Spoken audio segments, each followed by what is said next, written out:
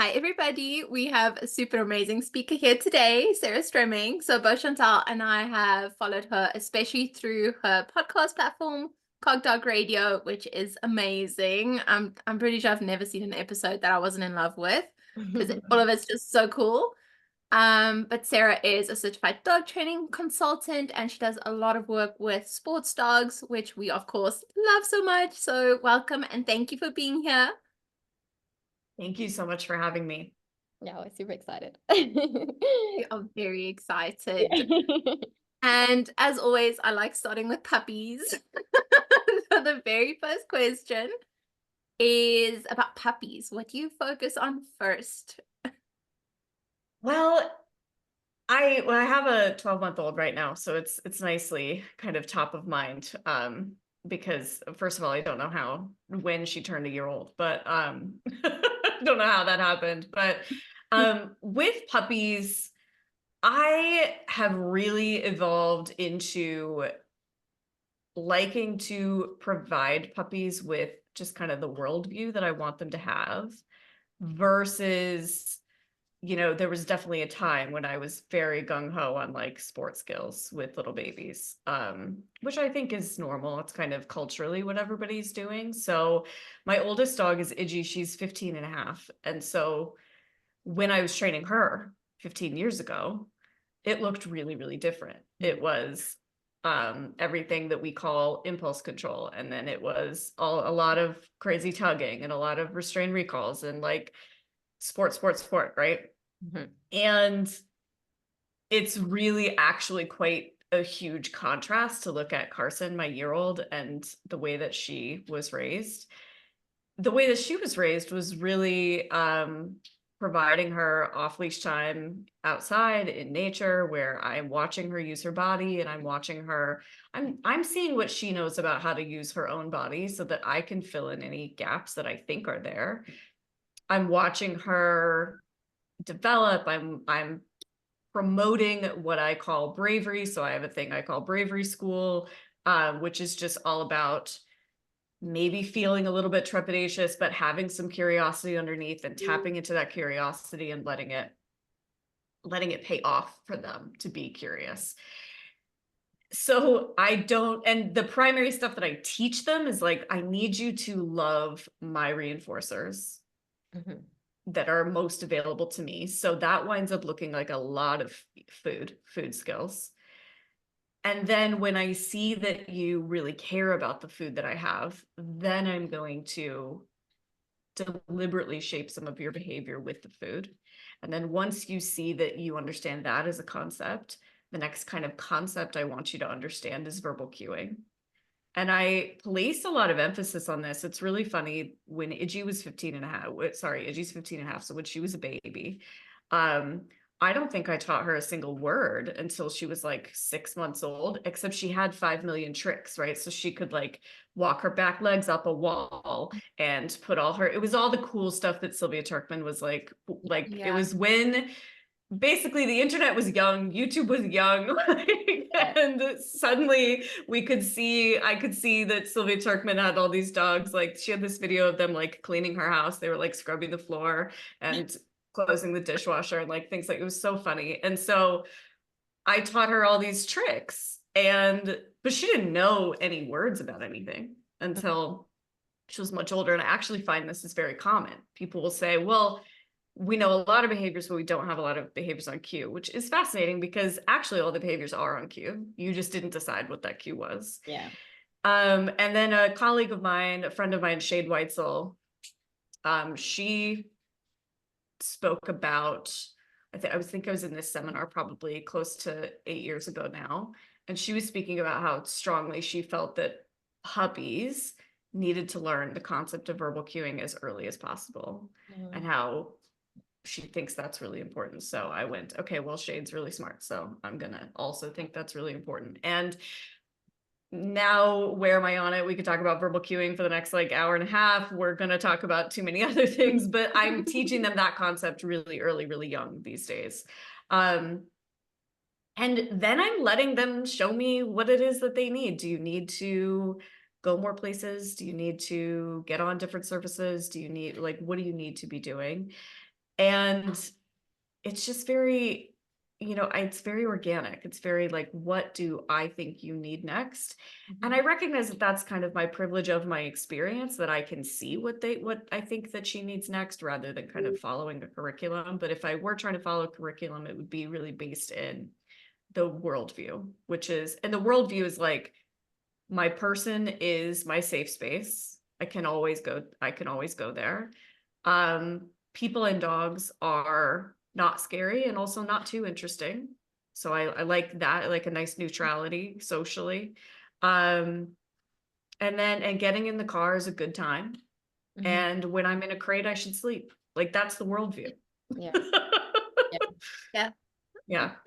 Definitely. Yeah, and you saying about Iggy and stuff, like my oldest competing dog, well, he's going to be 10 in November. And I remember when he was a puppy, like you say, I did it was all just about agility. And it's like, you see people get agility puppies, and by 10 weeks old, they're shaping them to go around a cone and stuff. And like, Oh, yeah.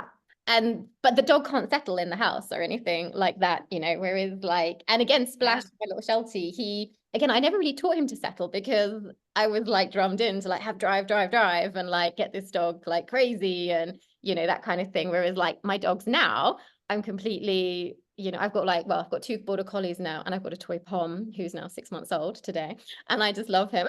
Like, but like, I'm like you say, it's just all about like, just building up that relationship and just doing things organically, and just letting him as well, just be a puppy as well, and just having, no pressure to do things. And yeah. skills And that, I also think that if you bought the dog on purpose for agility, which that's also more common now than it was 15 years ago. So if you bought the dog for agility on purpose, understanding what you bought and understanding what's probably going to be hard for them and what's probably going to be easy for them.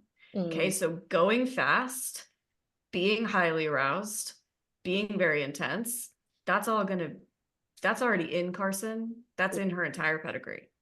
I don't need to do anything with that. What I need to do stuff with is settle in the house, sleep when you're in a crate, don't freak out about stuff, don't like moving vehicles, running dogs, people approaching you are really none of your business. That's what I need to focus on.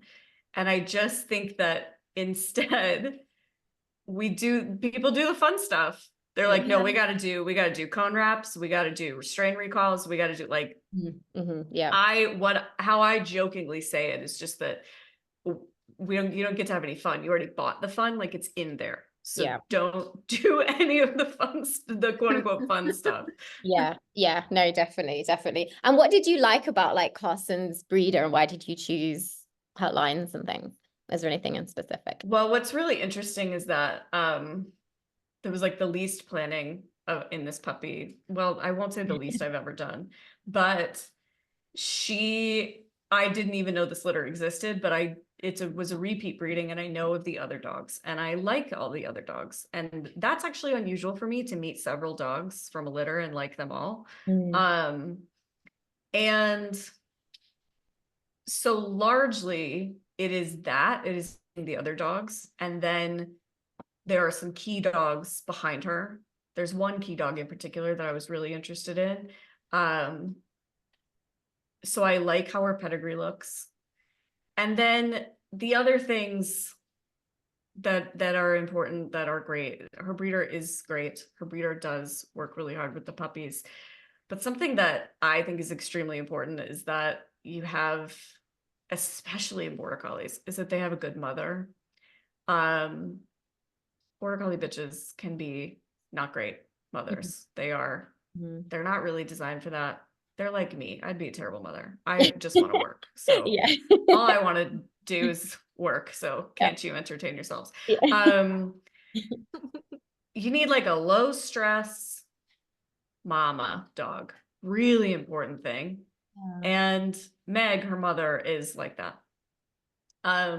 So that's great. And like, she's proven like that. This isn't her first rodeo, right? So was interested in that. But really, it just came down to, she was available. I knew the other dogs. I looked at the pedigree and liked it, and said, hey, can I have this puppy? And then The answer was yes. And I hadn't met her. I hadn't seen her. She's not local to me. So then I drove and got her, and I'm obsessed with her. She's perfect. Oh. And do you like what you were saying about the border collie bitches being bad mothers and stuff? Have you noticed a difference with Carson in terms of like her behavior and temperament because of that? I can't say what's related to what. Mm. But I will say that it's a question I ask in my client base. So when the client did buy the dog intentionally from a breeder, I ask that question. Most people have no idea, Yeah. but there are little red flags like, well, they took the puppies away when they were 5 weeks. Like, oh, it's not uncommon to wean them early at 5 weeks and take mom away. And then when I ask why, it's usually, well, she wasn't doing anything. Okay, cool. Well, she probably should be doing something. This is my opinion. So I'm also not a breeder, so I have mad respect for people who actually do that and do that well. So I don't want to sit here and tell them how to do what they do. What we know from animal studies is that mothering in mammals really matters. So if they are high stress, they will create stress in their babies, and that starts in the uterus. I've had great conversations with Dr. Jessica Heckman on my podcast about these things, about how much is genetics versus environment. It's actually like an 80-20 split of like 20% genetics, 80% environment. It's just that we forget that the environment starts in the uterus. Yeah. And so we think of those things as being genetic, but they are just that's their first environment that they're in. So like, I basically want mama dogs like on a couch being fed bonbons, being told they're beautiful the entire pregnancy. And then they have the puppies and they're given everything they need. And like, everything is very low stress. I have one kind of comparison, which is basically I have 2 girl border collies, Carson and Iggy. Iggy I mentioned is 15, Carson's a year. And then I have a guy in between them, my border collie Felix, who's 9 years old today. It's his birthday. And he was first time breeder and first time litter for this girl. And she had emergency C-section, and then she didn't raise them. She didn't want them, which is not uncommon. Breeders have to be kind of prepared for that. And so he was hand raised lovingly and beautifully by his breeder. But he is, he's less resilient than the other 2. Yeah. He is more pessimistic, if I can say it that way, than the other 2. And then again, of course, like, it isn't everything. Once it's in your hands, it's in your hands. So like, I wouldn't blame all of that on that. He also had some early life experiences in my hands that were not good. And so I can't say what's what. What I can say is that it's pretty clear in the research that good mothering equals more resilience, which is just your ability to bounce back from stress. Yeah. Good mothering, it even promotes long-term health. Like, I mean, it's just, the research is pretty clear that good mothering is important. So I take that very seriously when getting a puppy now. And it's not something that I think is talked about in agility circles a whole lot. So I think it's important to kind of bring up. I've never heard it talked about in agility circles at all. Yeah. You've made No, it's more like, well, how fast is she? Yeah. What's she done? What's her agility career like? Yeah. Right. Yeah, Right. that's interesting. And then now, especially with Carson obviously growing up in that, what kind of teenage dog behaviors have you noticed? And what 7 skills that you have in your online course would you say is like really important? I remember with my dog Swift, teenage phase was something that surprised me. Like I knew it was coming, but I did not like feel how it would be. And it was very, very tough for us. So yeah. I love talking about canine adolescence because it really throws everybody, and because it is really hard. And in these really high intensity dogs that we like and pick on purpose for sports, it's worse. Yeah. And so, and so Carson's definitely not been free of struggles. Like she's got all the normal stuff. She's got a little, like she's having her first heat cycle right now. And about a month leading up to it, she became more reactive to noises in her environment. Very normal. Because I am where I'm at now in my kind of process of working with dogs, I've been very relaxed about it all. But I certainly have not always had this ability to be like, that will go away. I know that that will be fine. But I can do it now. So she's also had some responses to other dogs that I wasn't crazy about as well in the last like month or two. Nothing that, again, I'm stressed about at all. She, you know, a little more worried about stuff, just, and generally that's the direction border collies usually go, is they just get more scared of stuff because because the other thing nobody talks about, they're kind of a fearful breed of dog. Like people who've had border collies only for too long forget what normal dogs are like. Yeah. They're not normal at all. And they are more scared than most. So in adolescence, they get more scared. And then based on kind of what their baseline temperament is and probably what their environment has been like up to that point, the way they respond to that fear might be forward types of behavior, like reactivity, like aggression, or might be avoidance types of behavior, like scared, I'm going to go hide. So my dog Felix, who's the guy who he had his wonderful breeder, but not a good mama dog. He always would retreat. So it was always, I'm going to hide under the bed. It was always like, that's who he is as a person. And then Carson and Digi both much more forward, much more, you know, like when she hears a noise that upsets her, she's running around barking at it, as opposed to, I'm going to go hide under the bed. So it's just how her response is. So it's both about a fear response, but it's just how it's coming out for her. And then she's definitely struggled ever since I got her. The only thing that I would say is like an actual problem is that she was afraid of moving vehicles, which is extremely normal for the breed as well. Again, how does it manifest? It can manifest in trying to chase and control moving vehicles, and you can get major obsession on that. That's very dangerous, obviously. And it can also look like escape avoidance. It looked like escape avoidance up until I think she was 6 or 7 months old when she lunged and yelled at a car at an agility trial. She hasn't done that again because I've crafted this huge behavior mod plan for the car stuff that I've known it was going to be a process ever since I first saw it in her. So I've worked really hard. I'm going to keep working hard. I don't think it will be something I will consider behind me until she is like 2.5, 3 years old, simply because of how difficult adolescence is. But, she can walk around the agility trial with moving vehicles and not have a problem today. And that's the other mistake people make, is they go, good, check, that's done. Yeah. No, it's not. She's 12 months old. Nothing is done. Yeah. Her brain's not done developing. She hasn't made up her mind about anything. So those are kind of the things that I've seen pop up in her specifically.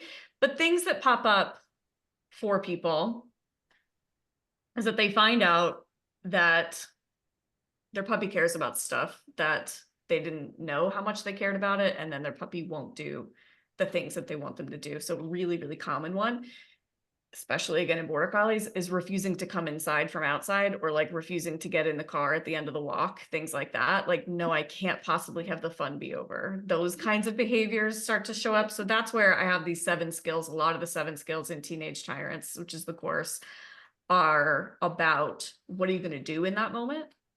Because what you should not do in that moment is try to trick them. Yeah. And that's what everybody does. Yeah. Right. They run in and they get their cookie, or they get their toy, or they try to trick them. That's going to work for you one time. Mm-hmm. Yeah. It's not going to work for you a second time. And I would argue it degrades the relationship and the trust. Mm-hmm. So, because I just have, again, the dogs we select for agility, the dogs we like for agility, they're not trickable. Yeah. They're too smart. Yeah. Right. So, something I call a collar give. I deliberately call it a give because I'm never reaching at the dog in the training process. It's all teaching the dog to come to me and put their collar in my hand. That's a big one.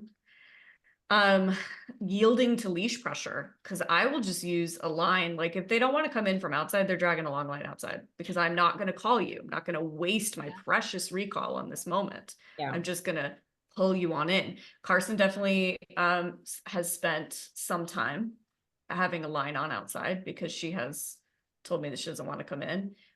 And here's why. So just the other day, I let my dogs into the backyard without looking, and there was a black bear in my yard. And when I looked up, I saw the bear and went, oh, okay.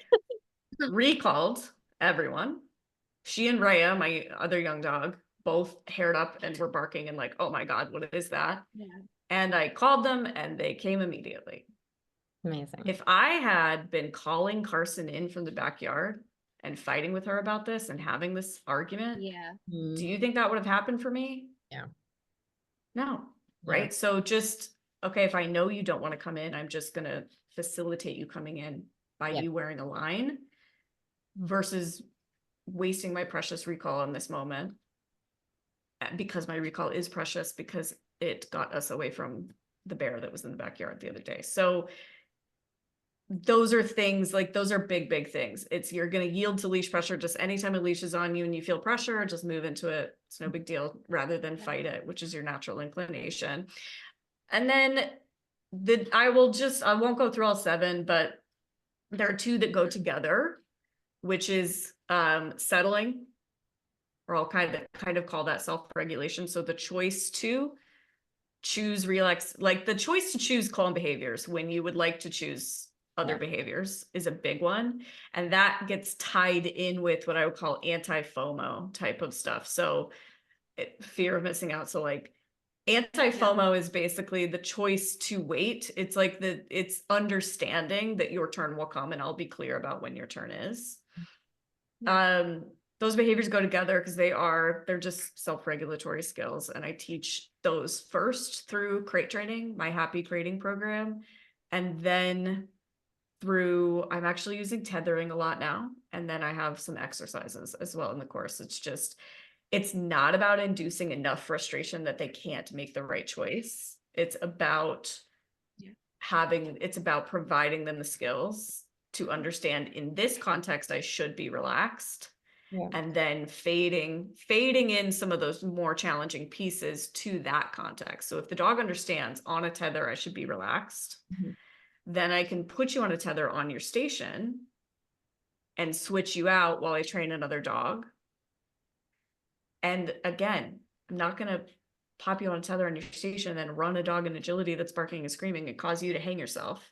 It's going to be, I'm doing a downstay with this dog, and then I switch you out. So like, it's everything that I do is very gradual to try to avoid a big frustration response. But that would be the one of the other skills in that course.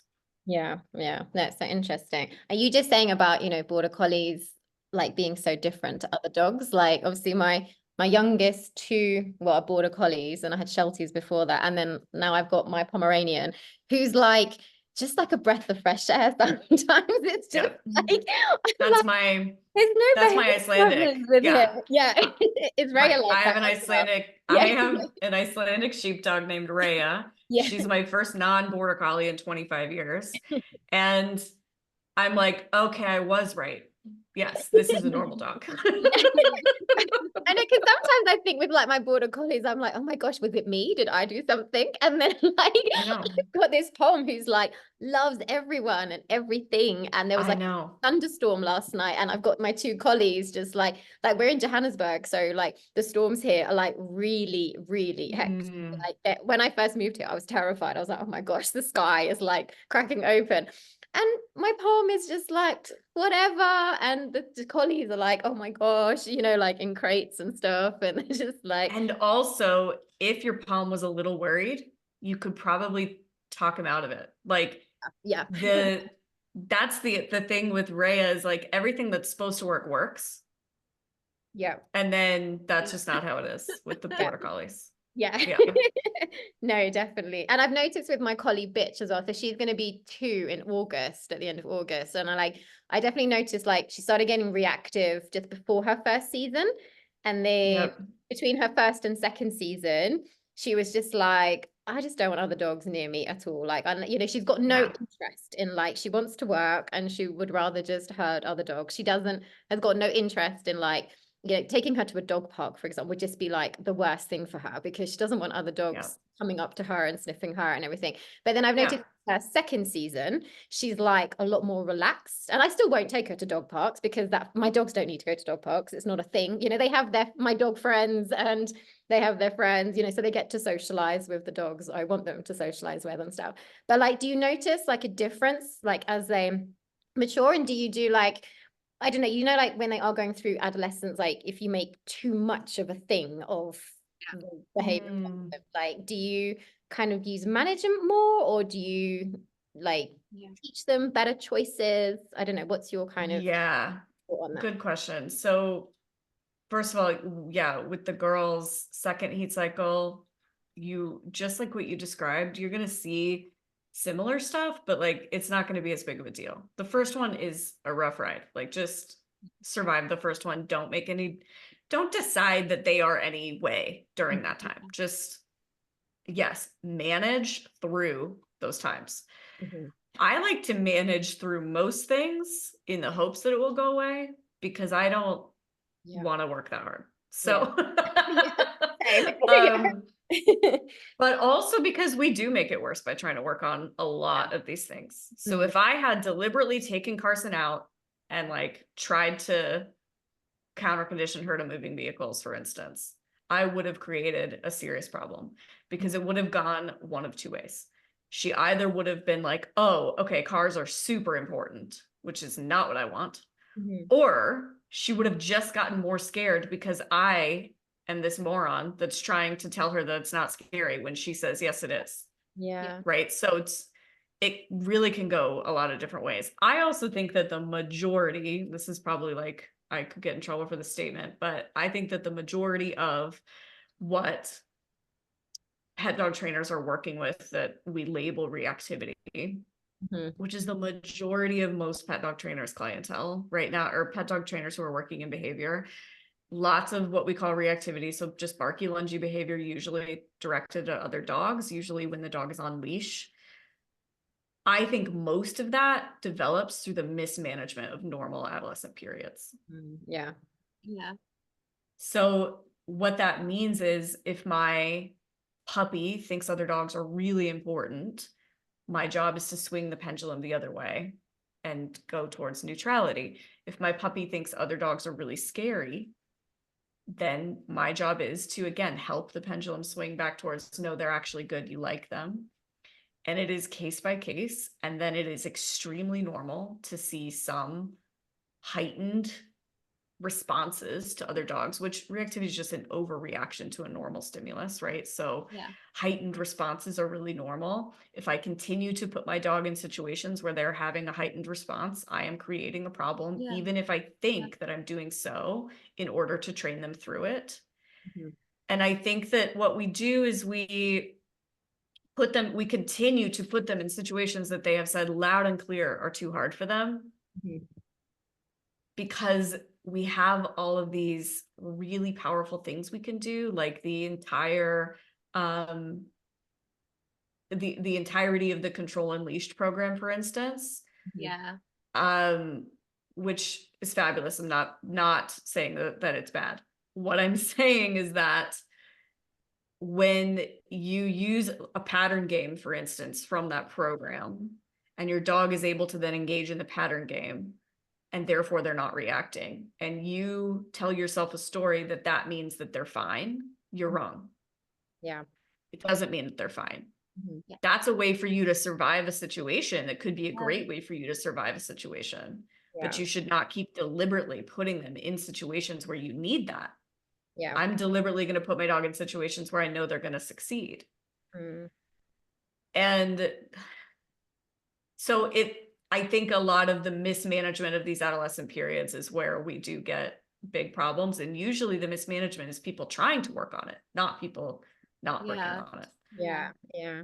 And do you think like over socialization has something to do with it as well? Like, you know, like there's still like a lot of like our puppy clients, for example, still think that, you know, like you have to meet like 100 dogs, for example, or like, you know, and I think especially with collies as well, I think you can kind of overdo it with their socialization. Like, you know, if you take them to say a new place every single day, for example, Oh yeah.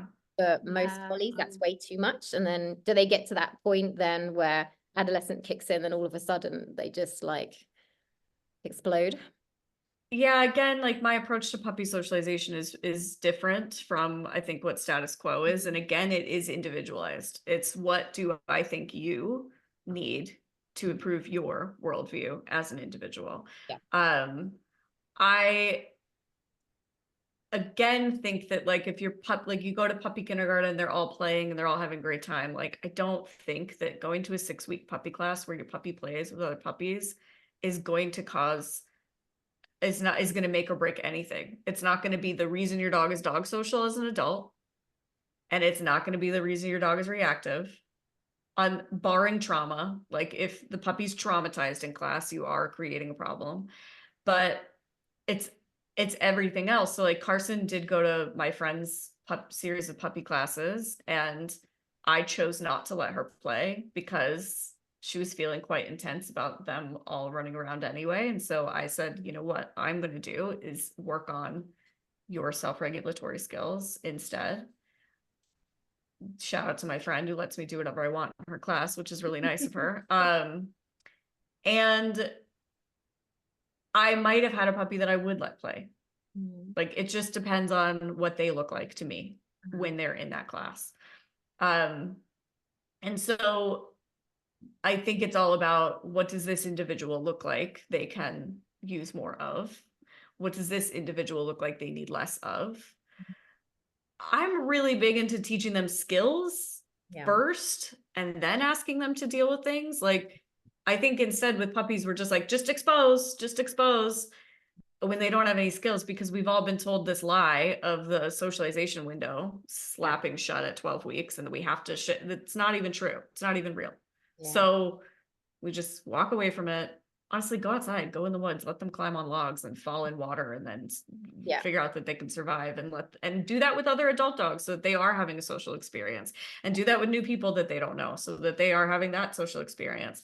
That's how I want it to look instead of these really contrived scenarios that we put dogs in, for sure. Yeah. And then do you find that sort of the males tend to be hit harder with adolescents compared to females? I think it's just different. So the boys, it's just different.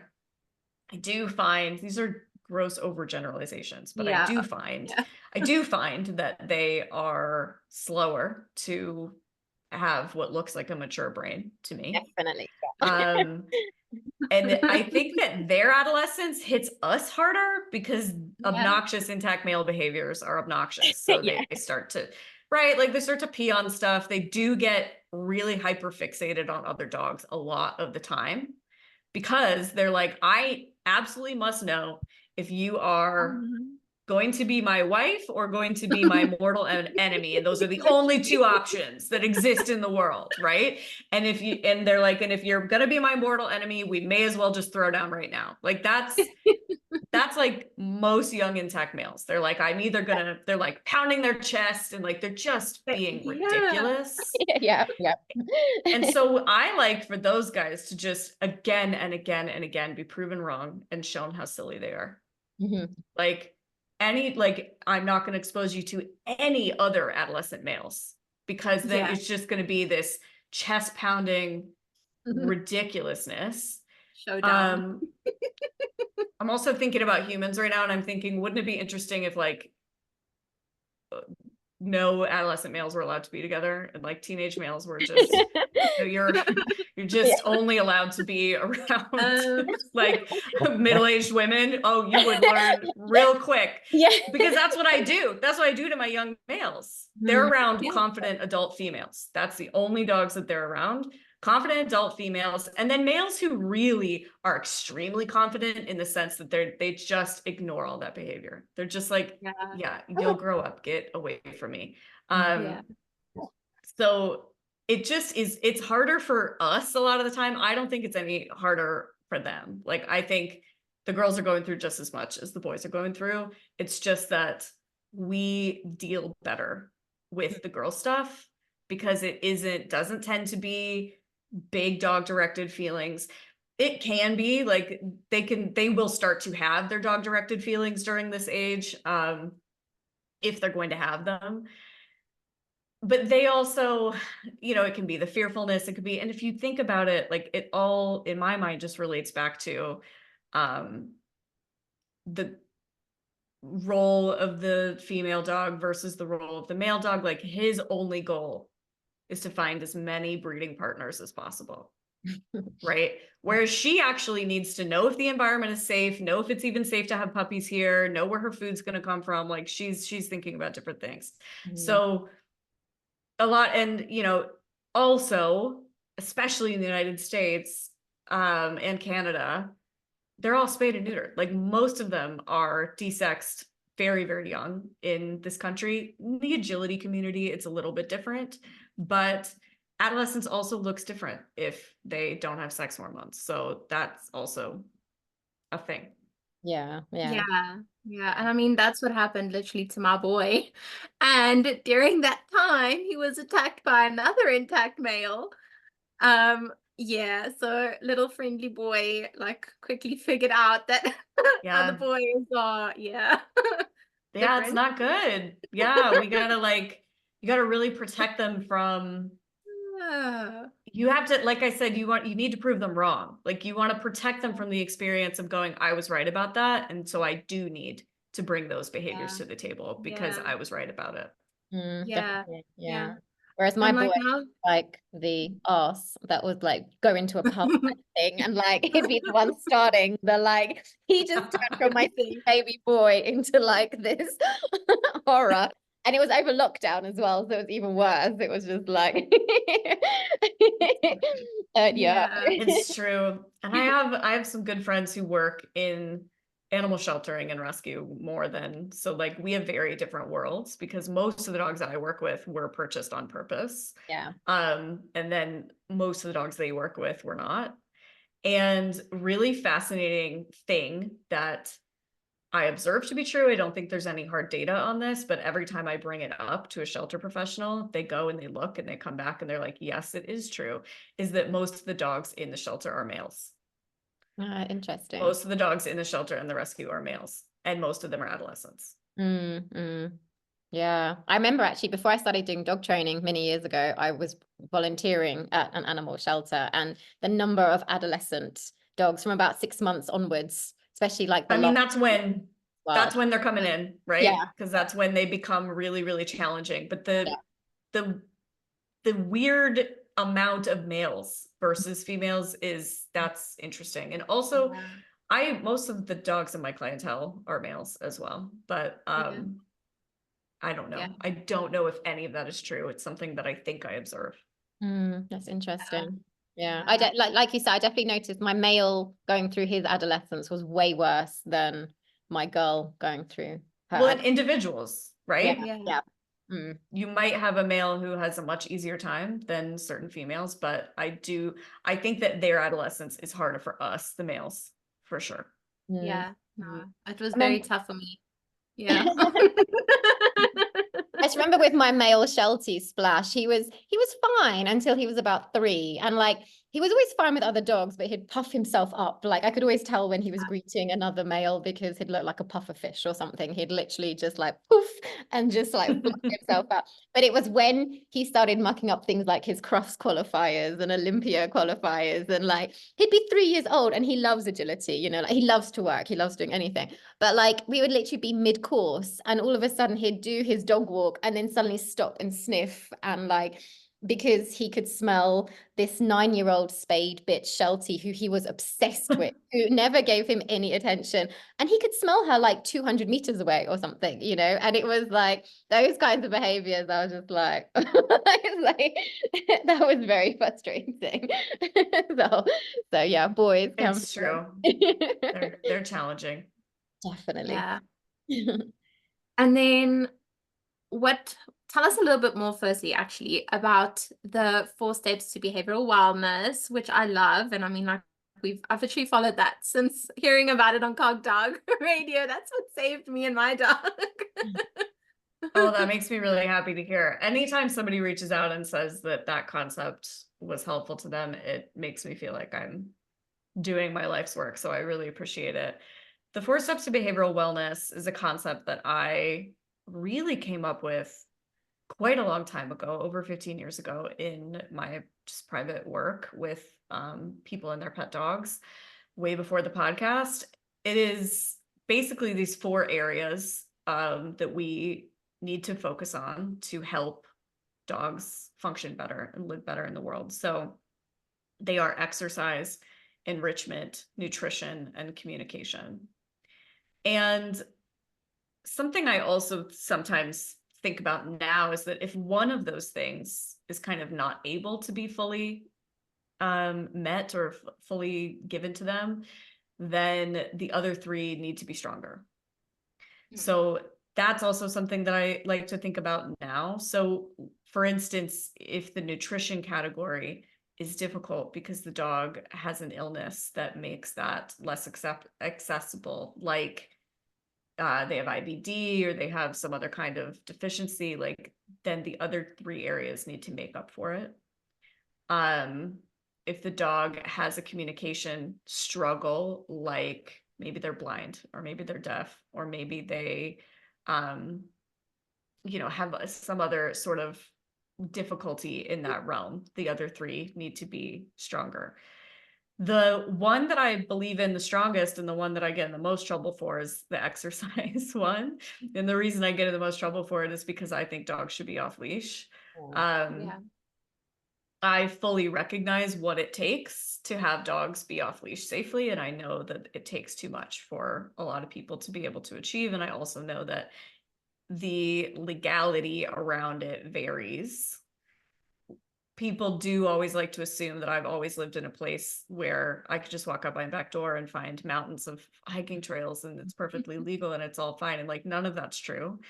None of that has ever been true.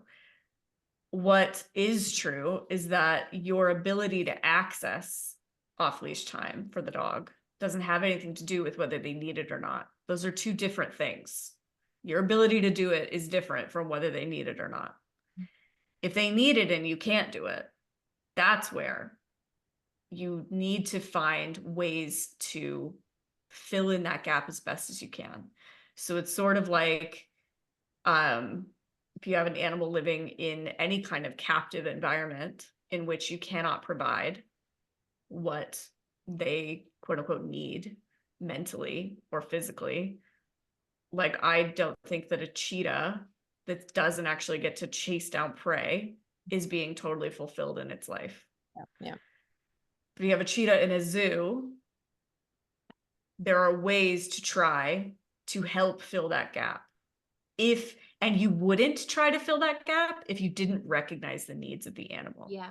So that's what's important for me to say. The fact that when I started getting serious about this and making sure that people were getting their dogs outside into natural environments, preferably off leash, but on less restriction otherwise, so maybe a harness and a long line. And I started to see just enormous improvements in these dogs' behavior. I stopped being able to not talk about it. I also think these really high intensity dogs that we like for sports need this more than anybody. Yeah, definitely. And when I say exercise, I really am talking about that specific type, but I'm also talking about just this being able to move their body in an intense way if they've been designed to move their body in an intense way. I don't talk about that stuff as much because it's not as applicable across the board, There are a lot of dogs who would not benefit from being put on a treadmill, and then there are a lot of dogs who would benefit from being put on a treadmill, for instance. So that's a tougher recommendation for me, whereas as much freedom in nature as possible, I think, is good across the board. Yeah. And then enrichment has grown and really evolved, and I see the way that I do exercise is actually enrichment. Enrichment for me is just allowing the dog to express dogness in as much ways as possible. And dogness is chewing and foraging and using their nose to hunt for things. And it is, again, being outside and being in nature and being in the mud and rolling on the carcass and like doing all the, like, enrichment is dogness. Yeah. So as much dogness as possible, as much freedom in nature as possible. The nutrition piece, I'm not qualified to say what, but it is one that I work closely with clients and their veterinarians to try to figure out, because I do find that is a missing link a lot of the time. And then communication is just all the training. It's all these skills. It's teaching your tyrant to yield to leash pressure because they're going to drag a long line outside. It's having them come and put their collar in your hand. It's putting in the miles of the training is the communication piece. Yeah, definitely. That makes sense. And I noticed, like, you know, what you were saying about the walking in nature and everything else, like my border collies need that they need to run, and you can just see they're so much more content. Even my Pom, like everyone is so surprised that my Pom isn't a barky, yappy little dog, because that's the like stereotype that, but he does man trailing. He like does, he's like, he goes for hikes with my collies. He thinks he's a collie. He goes swimming with the collies and so on. So, and he hardly ever barks. He like alert barks, but that's it. But that's because his needs are met, and so Yeah. so important, like looking at the breed that you've got as well, and just, making sure that they're doing other stuff as well as, like, obviously, like with agility, I find a lot of agility folk just do agility stuff with them, but they need to do other stuff, and, like things like the decompression walks and stuff as well. It's so important for them. For sure. I like to think of it as, if for some reason my dog couldn't do agility anymore, I want to make sure that their life is still good without it. Yeah. Whether my life is good without it is another question that we can just push aside. That's not important. I would say that varies between different times in my life. There have been times when I could be happy without agility, and there have been times when I can't. And that's, that is what it is. I'm a human and I can make my choices, right? Yeah. But, I don't want to see them, like, I know people who run their dogs in agility way longer than they should, into their teens, because they know that the second they stop, the dog doesn't have a life anymore, because it's all they do with their dogs. Yeah. And that's a problem. Yeah. I remember someone saying to me actually a few months ago at an agility show, like, how depressed her dog would be if she didn't do agility anymore. And like, I thought to myself, no, it's because you only do agility with your dog. I was like, your dogs actually, as long as they work and do something, they're fine. Like my Sheltie, who I would say loves agility, I've started man trailing with him now as well, because he is getting older and stuff. So I am slowing down with him a bit in agility and stuff. And, he screams when like the missing person runs off in man trailing, and, he's so excited to like, and again, my border collie, he does air scenting and stuff as well. And like, they love it and they just get as much joy, and like, and doing stuff like nose work or something like that as well. Again, I see like a huge difference in them as well, rather than just doing high intensity arousal type stuff all the time as well. Yeah, there's a lot to be said for sure for our dogs to have things that they appear to enjoy that they are not doing at 150 miles an hour. Like, it's a healthy thing. I believe it's a healthy thing for them to have activities that they do with more thought and less intensity than the other things. It's harder to access for some dogs. My dog Felix doesn't know how to do anything at less than 110%. He just, I did nose work. He's like, got it. Okay. Nose working as hard as possible. Yeah. He's broken several of the little scent tins because he's sure that he needs to grab it and bring it and be like, you were too slow. So here it is. I found it. This is all just, you know, me not training him well enough, obviously, but he would still be, I mean, he would be like that narcotics detection dog, but it's just like boom, boom, boom, boom. Like that's just who he is. Yeah. So I do think that's important, but that's where like hiking in the woods comes in for him, because that's the only time, that's when I see him actually decompress. Yeah, no, definitely. And I noticed as well, like was it something on social media a few months ago about relaxation protocols, and there was like kind of things flying around and stuff that if you just teach your dog to just relax on a mat, like a high drive dog, like a collie or a mal or something, then they're going to be fine. But again, it's like you need to make sure that their needs are being met. Like I loved what you were saying about, you know, the dogs still need that time for exercise, and then it's going to help them massively to relax and settle and stuff. There's the skill of relaxation, and then there is the antecedent to that skill, which is making it easier for them to relax so they can actually learn it. They can't learn the skill, I don't think, unless this is the same of any skill you're going to teach.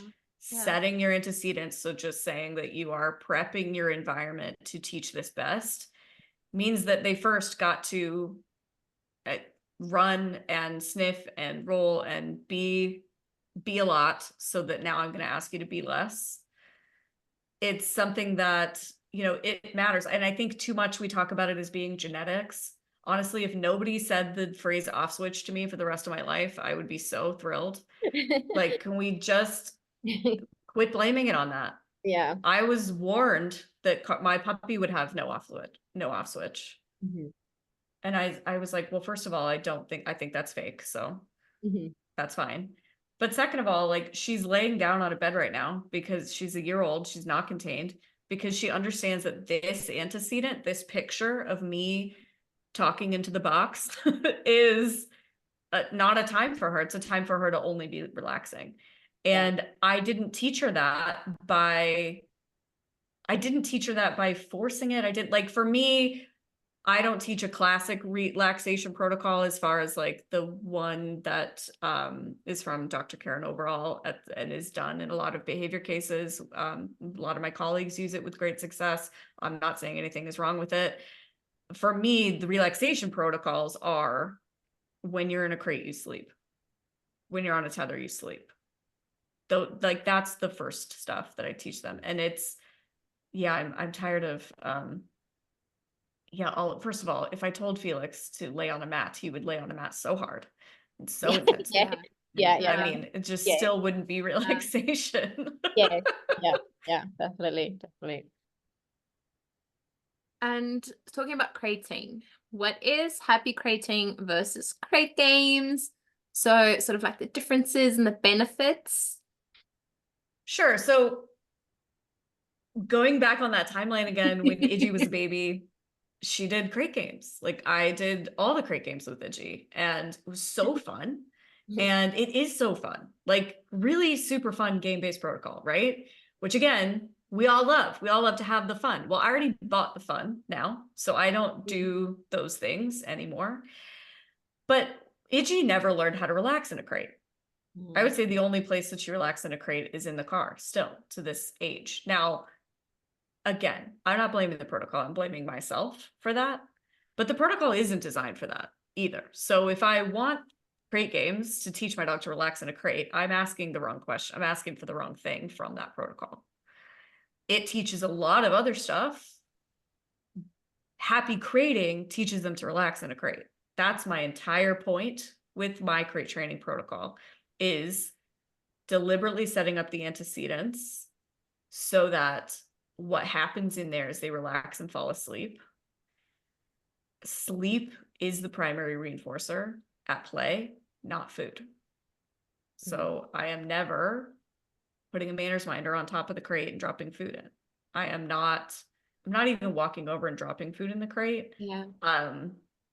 With certain dogs, I might go load a snuffle mat for them or something like that.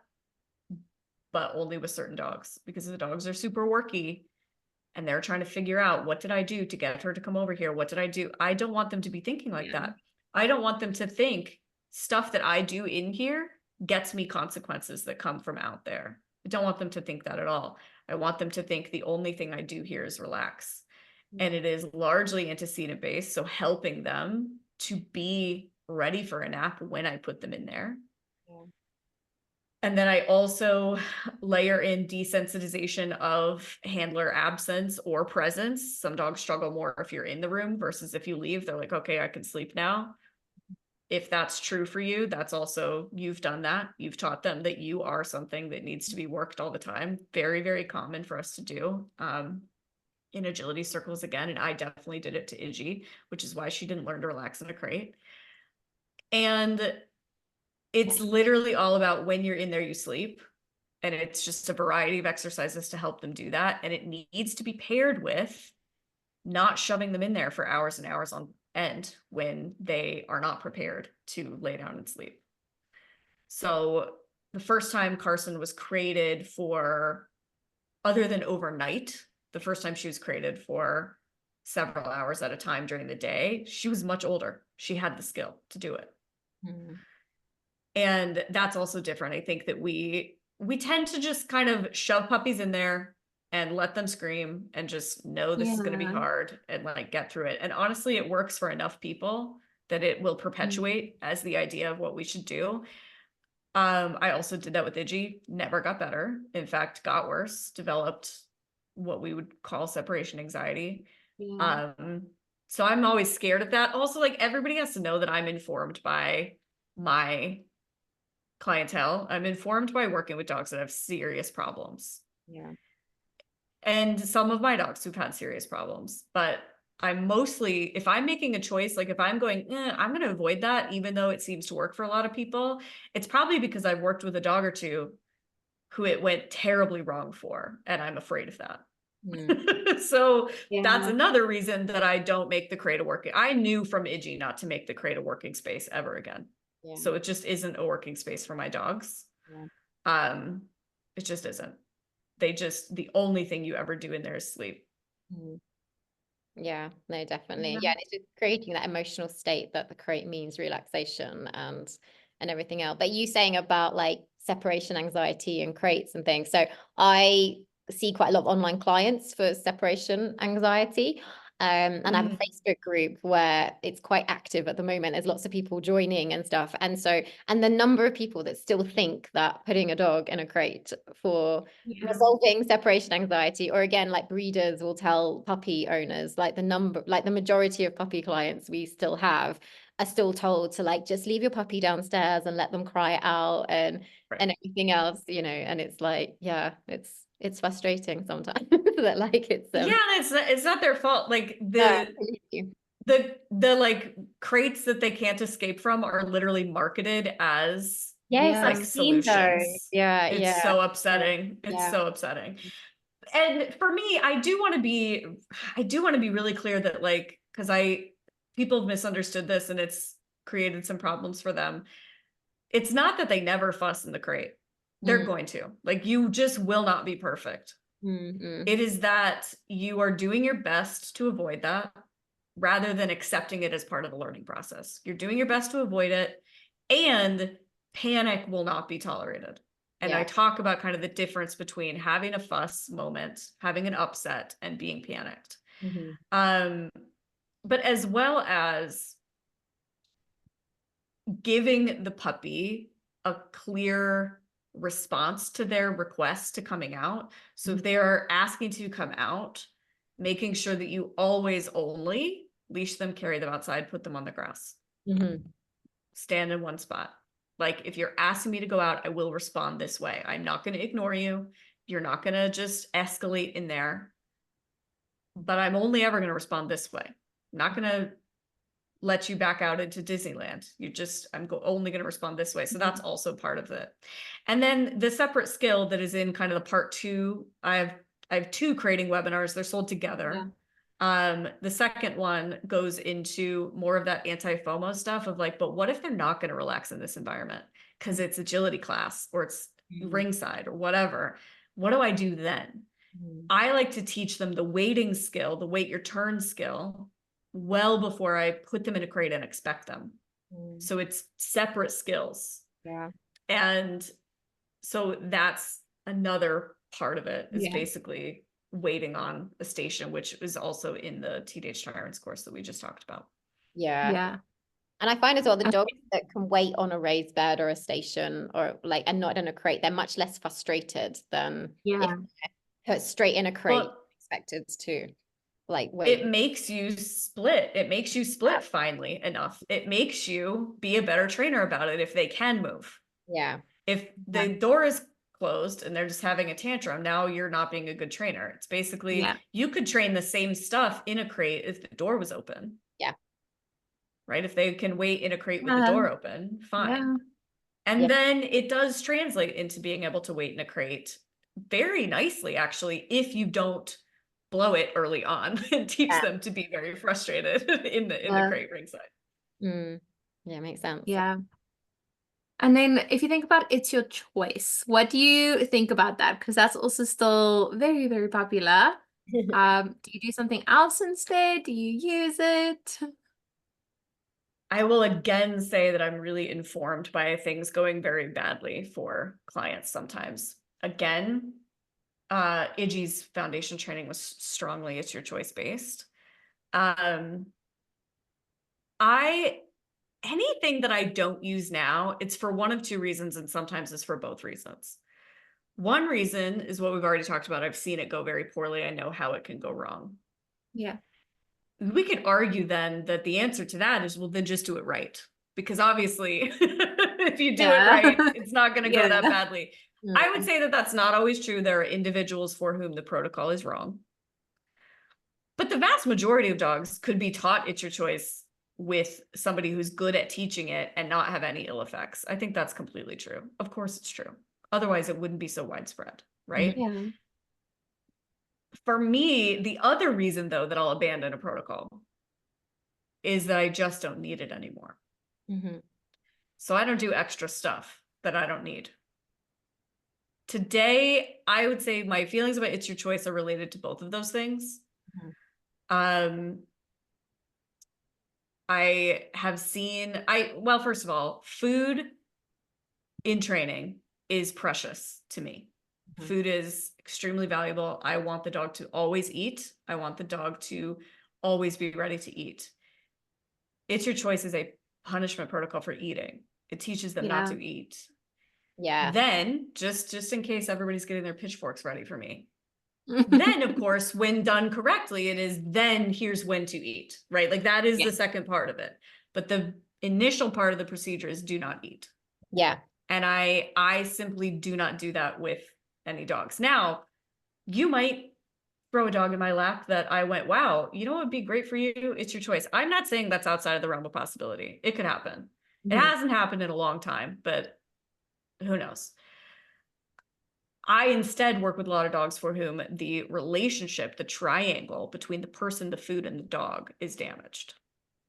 Yeah. The dog doesn't trust the food, or the dog does not find the food reinforcing under the conditions that you're asking them to eat in. How many agility dogs don't eat at ringside? So many. How many? So many. So many, right? Same deal if you're working with like aggression or reactivity. If the dog won't eat under the conditions, it's really hard for us. We got to fix that first so that we can use food to help us get through this behavior. Yeah. So it is extremely valuable to me that my dogs are always, always, always keen on food. So that's one thing. And I will say that in my clientele, something that people leave with, they come into coaching. One of the things I promise that they're going to leave with, which wasn't a promise that I made on purpose, it's just something that I've seen, is that that triangle between them, the dog, and the food is going to be good. It is going to be repaired. It is going to be strong. You know, if I can ask my puppy, who is maybe thinking about we'll just bring it back to the bear. My puppy full of all of her hackles up and screaming at this bear, me recalling her. What did I teach her that with? Food. Yeah. The food is not more valuable in that moment than the bear.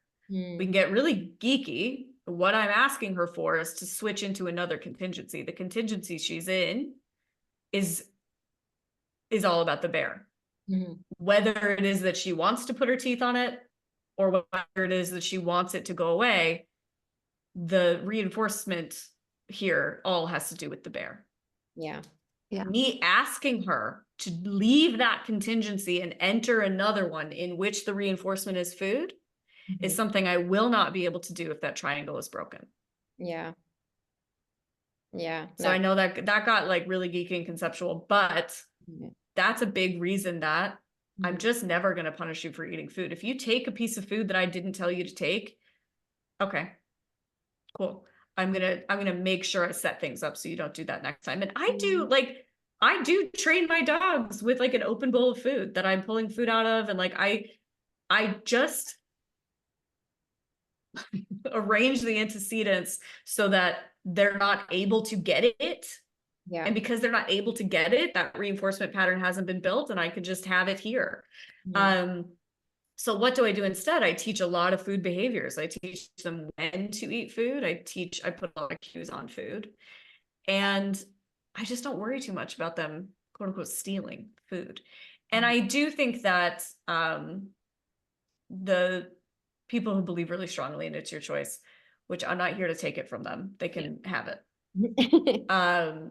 The people who believe really strongly in it's your choice believe that it's teaching other stuff that I don't think it's teaching Yeah. too. So that's the other, they believe that it's teaching impulse control. They believe it's teaching those things. I prefer to teach self-regulatory skills in other environments. My food is too precious. Mhm. Yeah.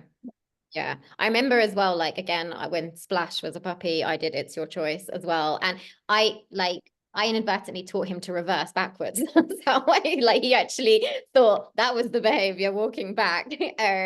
Like you say, if you're working with dogs and you have to repair their relationships and so on, it causes a lot of frustration, I find as well. And so that can also be a bit problematic for dogs. Well, it actually, the procedure itself relies on the dog getting frustrated.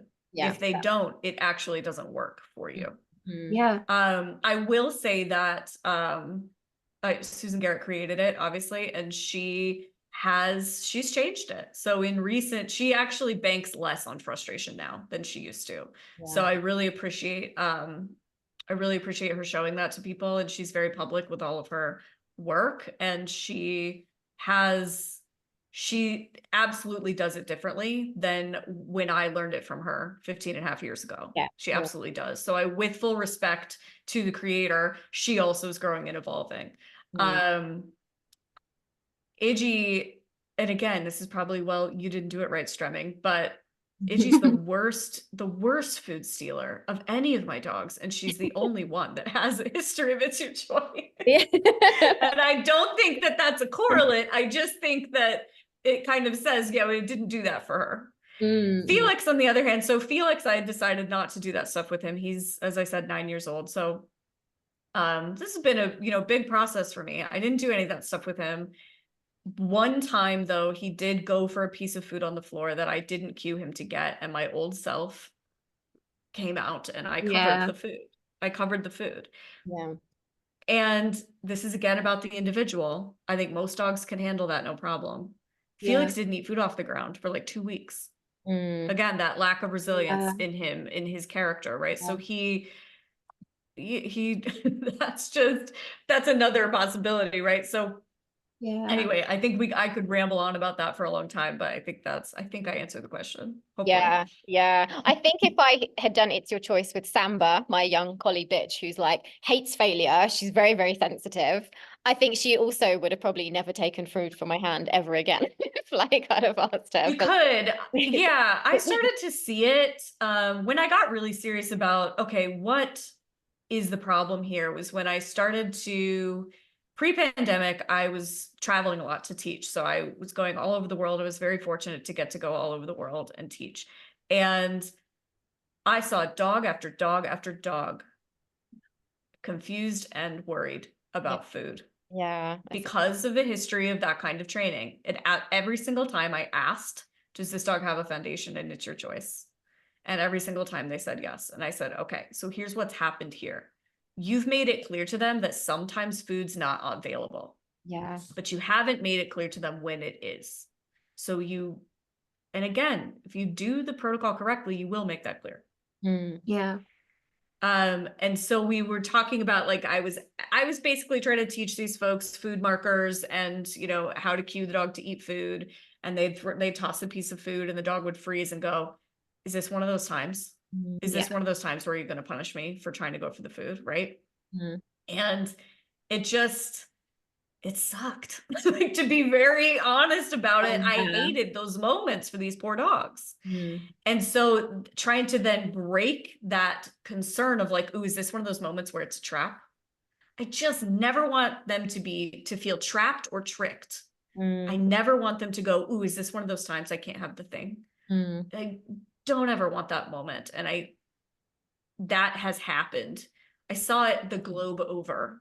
Yeah. So I saw it all over the United States. I saw it in Australia. I saw it, like, it's everywhere. So it's happening everywhere. So, you know, the numbers really aren't lying here, that there are plenty of dogs that are like, I'm not sure. Yeah. Not sure if I should. And I Yeah. don't like that. Yeah, absolutely. And is that like an advantage as well to having different marker cues for how you reinforce with food? Because I know you have different words, don't you? Different cues for how you're presenting. Yeah. So I would say that it's not super important for you to have a lot of them or to have a lot of different ones, as long as you are very clear about the ones that you have, or even the one that you have. If you just have one word that means eat food and you're very clear about it, that is way better than having 6 words that mean eat food 6 different ways and the dog is completely confused about what you're doing, which is like most of the time that I see. So people are like, yes, I have these cues. And then, you know, when we put it to the test, no, you don't. So being very clear with, like, one word means eat food and maybe another word means bite a toy. I think that's like a bare minimum that you need to have as a communication system. These days, I really harp on the way that people deliver food more than the words that are coming out of their mouth. So staying very clear about not putting your hand on the food before you cue, before you say your word. Yeah. That's a big deal. Or if you have preloaded, if the food is in your hand, not moving the hand until after you've said the word. And then when you move the hand, move it really deliberately. Deliver it to the dog in a really clean fashion so the dog can recognize and relax into the body language that you're showing them, and they know for sure where the food's going to be and how you're going to deliver it. I think that that's more important than having multiple words to cue. Yeah. We're a verbal primate species, right? And so we love to have, like, well, find it means food on the ground, and yes means food from hand, and dish means food from bowl, and but like, we go, perfect, my dog will never be confused again. And then the dog is confused because your body language is all over the place. Yeah. And that's the primary thing they're paying attention to. So that's another thing. But it is how I introduce the concept of verbal cueing. I first teach them how to eat and that they want to eat. And then I teach them words that mean eat before I teach them words that mean other behaviors. Yeah, it's interesting. Cool. And I actually want to ask about errorless learning next. Speaking about frustration and that, and another misconception, or, you know, there's so many opinions. What do you think about that? You know, I'm glad you asked me because it comes up on a lot of dog training podcasts and discussions. Yeah. And I don't hear people understanding it super well. And so I would like to say, for the record, errorless learning is not training without errors. The word, it's a misnomer. Errorless does not mean there will be no mistakes. It doesn't mean that. Errorless protocols are protocols that are designed to minimize incorrect responses. So, for instance, I was listening to a couple of trainers have a discussion about this, and they were both feeling very strongly that errorless learning is BS and should never be talked about, and that, of course, dogs need to make mistakes, and this is all about everybody being a way too soft treat slinging, Oh, yeah. you know, wuss, right? So that's kind of how they were talking. So that sets the scene for who I was listening. Like, you can probably guess. So I was listening to two people talking about this, and neither of them understood what airless learning means, because they both thought it meant that the dog never makes a mistake. Then they both went on to talk about what they do actually do, and they both fully described errorless protocols for all of their early learning for the dogs. They both described how they minimize error up until a certain skill point where they might introduce error. That's not different from how I train. That's completely how I train. And I would say that I generally am banking on an errorless procedure for most things, not for all things, but for my sport training, absolutely. I don't want you making mistakes when you're, this is the other funny thing. People who will say errorless learning is bad because dogs need to make mistakes to learn. Yeah, you hear that. Or people who will say that in the same sense will not want the dog to make mistakes in this protocol, but do want them to make mistakes over here. So the difference actually is that in a trial and error or trial and success protocol, which is like the other type of protocol you might do, it's either errorless or it is trial and success / error. Yeah. In that type of protocol, you have a response planned for the error that helps the learner progress. In an errorless paradigm, any mistakes you make are not going to be good for us. They're not going to progress the learning. And so it's best for me to avoid them. That's the difference between the two things. It's not over here, they never make a mistake. And over here, they make a lot of mistakes and I correct them. That's not it. It is in an errorless paradigm, I'm not leveraging the error. The error is not helping me. And in a trial and success paradigm, I am. It is helping me. And you get to make, I don't think that there's a value judgment here, and I don't think there's an ethics situation. It is what's best for the situation, what's best for the outcome. And always, what's going to be best for your outcome is maintaining a good attitude in your dog and minimizing. Nobody likes frustration behaviors. Nobody likes them. They label them over arousal behaviors a lot of the time. And they're just frustration. They're just anger. So for instance, when we're training, say, a running dog walk, do you ever want a response where the dog doesn't hit the target? Yeah. No. Yeah. You want the dog to hit the target every time. And the reason you do is because of the entire behavior chain that had to happen leading up to the target. And the fact that if the final link in your chain is the only wrong one, there you don't have a whole lot of power as a teacher then. Yeah. To communicate to them which link was wrong, or to communicate to them how to do that link better. You want that link so strong before you ever put it on a dog walk that the errors are going to be minimized. That is smart. Yeah. Versus the way that a lot of people train stay types of behaviors is baiting error, trying to get them to move, to remove the reinforcer. Yeah. So I think that for me, it's not like everybody should be training everything errorless. It is everybody should be thinking really hard about what they're doing. And everybody should be planning. Everybody should be doing their work in the planning phases so that when the dog comes out, we know what's going on. I'm training Carson her weave pulls right now. We had a session yesterday that I didn't love, too many mistakes, because again, what am I going to do about it? She doesn't even know enough. Once she understands this concept at all, I can maybe start to talk to her about a mistake, but it's worthless right now. I need her to just get it right now. Yeah. So I'm going to look at my video and I'm going to figure out what I need to do for her session today to make sure that I'm minimizing error again, because she's too early in the stages. And like I was listening to those two trainers talk on the podcast, they both were like, well, yeah, when they're puppies and they're learning this, or if we're teaching this, we definitely want to minimize error. But then at this point, we might introduce something where the dog does make a mistake so that we can then communicate that that was a mistake. And I'm like, sure, that's fine. That's good dog training. It's understanding what's going to be best for you now. And usually, especially in sport behaviors, what's best for you is minimizing error. Yeah. Yeah. Which I think a lot of people, like, they don't have a plan. Like you say, it's important to, like, if you're No. training a behavior.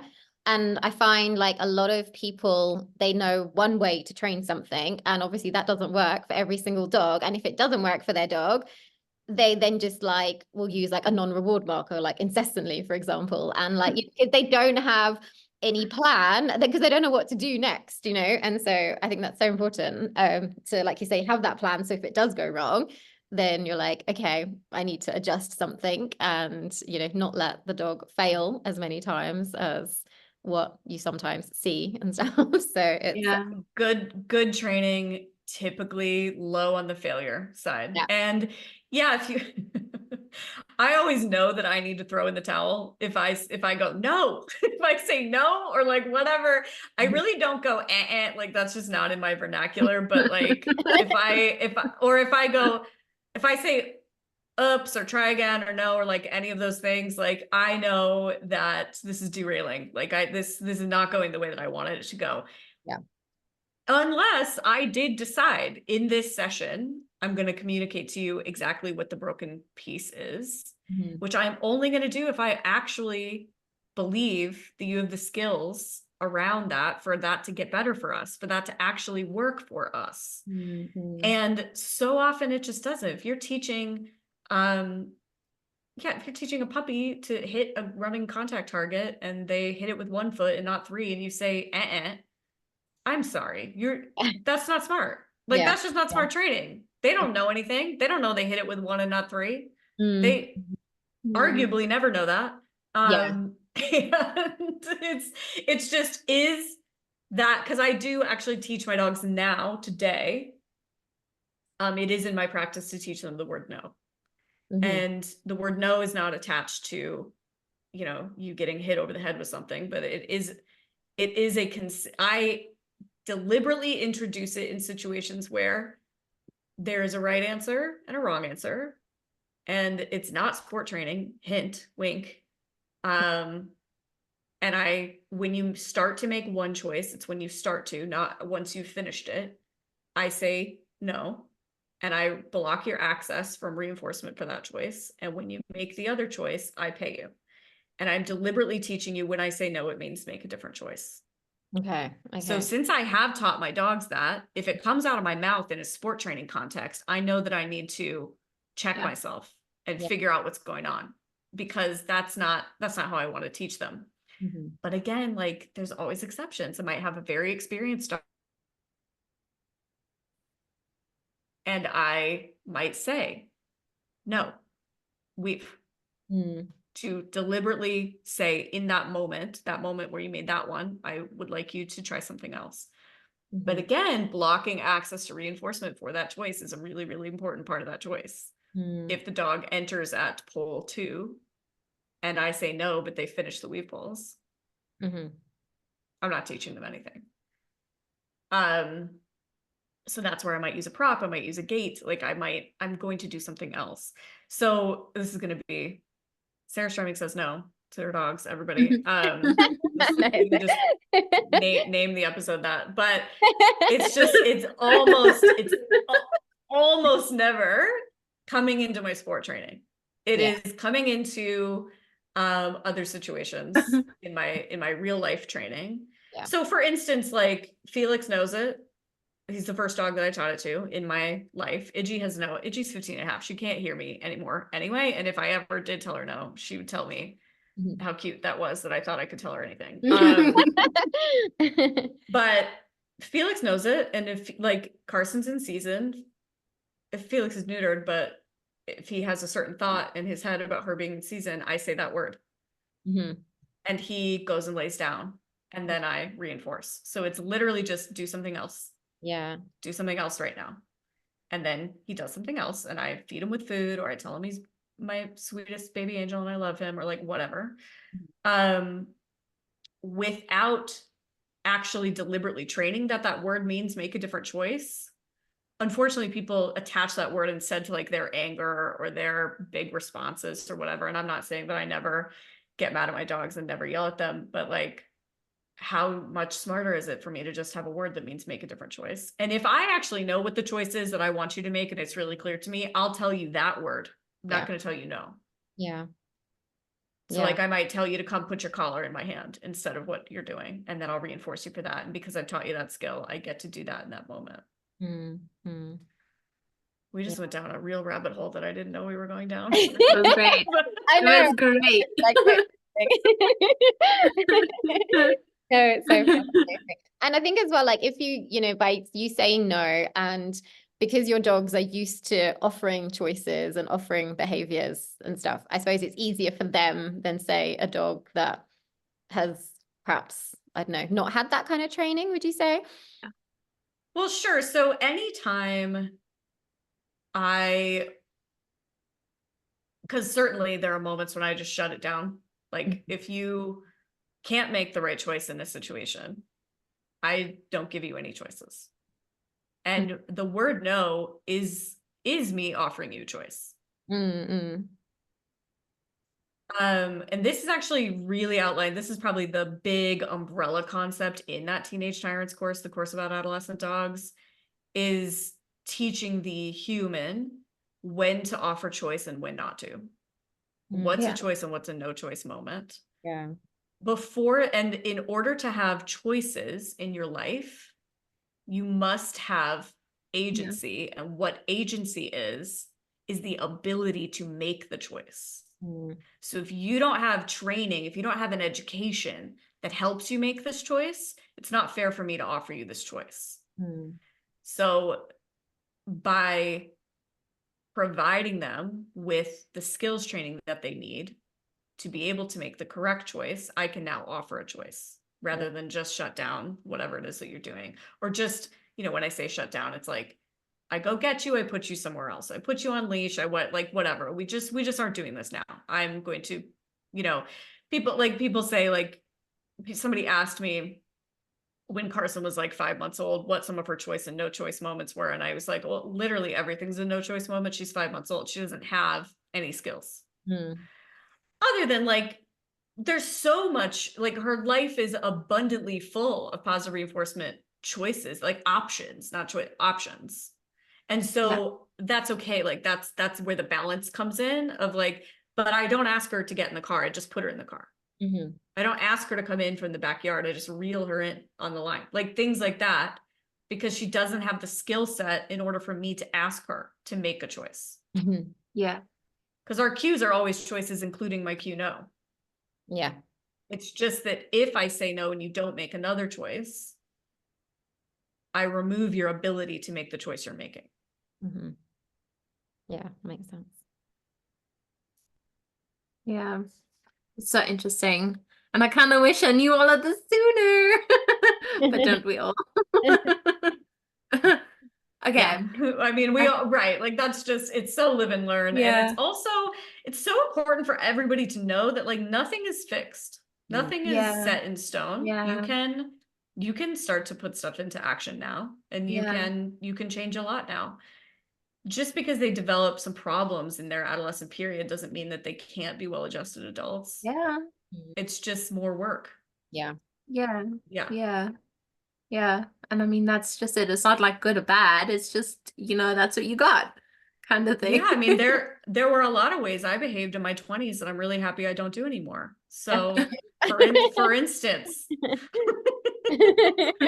Wow. I'm still in my 20s, guys. Your 30s are ahead. Just look forward. Okay. Okay, but let's get to sort of the second part, which is a more agility specific things that we still love. But let's start still with sort of behavior or like skills around agility. What ringside behaviors do you believe are essential around a ring, you know? You know, what's essential to me is going to be different probably from what's essential to other people. So I I will stick to kind of what I implement when people come to me when they are struggling. So if you are not struggling and your dog doesn't have any of these skills, I don't want you to believe that I said that you have a problem when you don't. So just know that for sure. However, I would like agility to be accessible to a wide range of dogs, and making it accessible to a wide range of dogs does mean that your dog needs to not be a barrier for other people's dogs. Meaning, I have a lot of dogs doing agility who have graduated from my coaching program who have aggression problems, reactivity problems, they've got problems, but they look great, they're doing great in that environment. But if you allow your dog to barrel into their space and, you know, really invade their space, it's going to make that environment less accessible for these people. And I think that's not fair. So that's, maybe that person thinks they're not having a problem, but maybe pay attention to if you're causing problems for other people as well. And then, you know, just a thought. It's just a consideration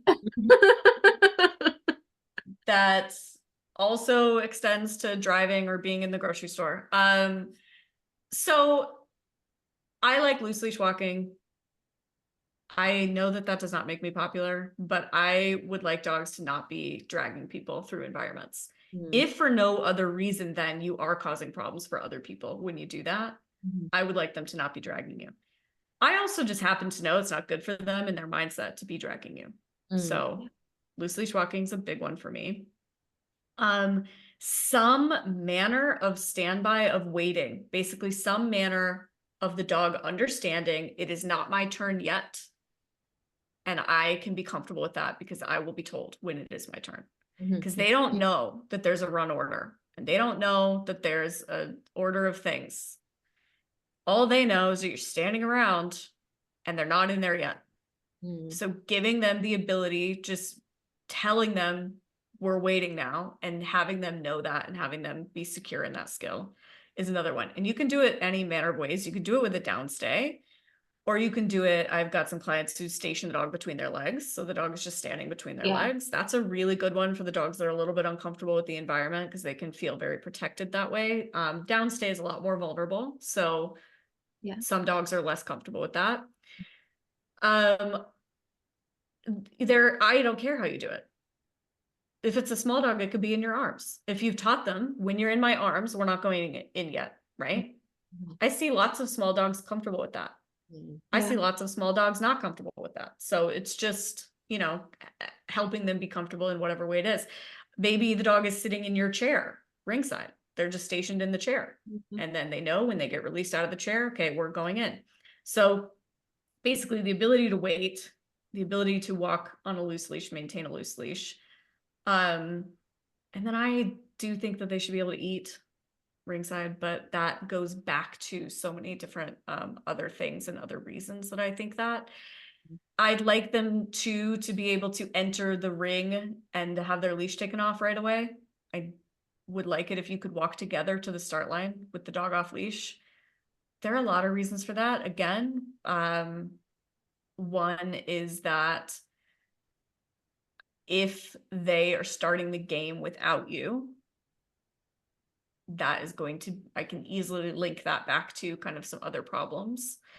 So, you know, saying it a million times, I'm informed by the clientele. I'm informed by fixing problems. If you teach the dog to walk on a loose leash, to do some manner of station behavior, to be able to walk with you in connection from the gate to the first jump off leash, and then not rely on your leash at the end, because we all know the leash runner might not bring it in time. You might not know where it is. I was at a recent trial where it was like, there was a cute little decorative basket hanging up with the leash in it. And I was like, where is it? Well, it's like, For first run of the weekend, I was like, oh, it's in this cute basket. Okay. Had no idea. But then I knew the rest of the trial, right? So like not relying on it at the end, and you know, if you teach all of those things up front, you'll have significantly fewer of the really, really common problems. Yeah. And so that's why I would love all of the, essential is a tough word because there's plenty of people getting away with none of those things and still doing well. So I don't think we can call them essential. But if you come to me with any problems, we're going to be talking about this stuff. Yeah. Yeah. Yeah.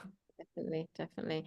And like, in terms of like when you're working with dogs with over arousal and dogs that won't take food, like, do you just get them to stop competing whilst you're dealing with those kinds of issues? Because a lot of people, you tell them that they need to like not do shows and things, and they look at you like, Yep. No. Yep. So the phrase I use is, if you're drowning, the first thing you have to do is get out of the pool. Yeah. Yeah. So it's a conversation we have before we engage in the coaching process. Okay. I say, based on the problems you have, I think that you need to take a break from trialing, and you might even need to take a break from training class. Is that something you can do? Yeah.